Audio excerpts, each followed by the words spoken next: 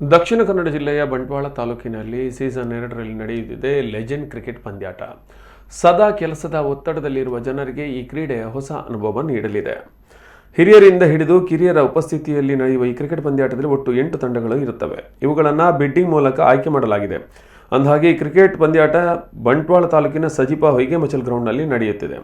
ಸಜಿಪಾ friends ಇದರ ಆಶ್ರಯದಲ್ಲಿ legend ಸಜಿಪಾ premier ಲೀಗ್ನ ಉದ್ಘಾಟನೆಯನ್ನು ಐತಪರಸು ಹೊಯ್ಗೆಮಚಲ್ ನೆರವೇರಿಸಿದ್ದಾರೆ. ಇದೇ ವೇಳೆ ಯಶವಂತ ದೇರಾಜೆ, ಗಣೇಶ್ ದೋಟ, ಸುರೇಶ್ ಬಂಗೇರ, ಹರಿತ್ ಬಂಗೇರ ಮುಂತಾದವರು ಉಪಸ್ಥಿತರಿದ್ದರು.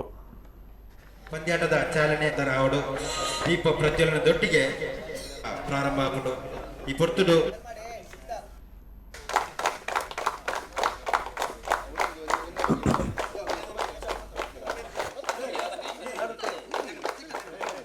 ಓವಿ ಕಾರ್ಯಕ್ರಮ ಪ್ರಾರಂಭ ಆಪಣಲ ದೀಪ ಪ್ರಜ್ವಲನದೊಟ್ಟಿಗೆ ಭಾರಿ ಪಂದ್ಯಾಕೂಟದ ಯಶಸ್ಸಿಗೆ ನಮ್ಮ ಮಾತೆಲ್ಲ ಪಾಲುದಾರರು.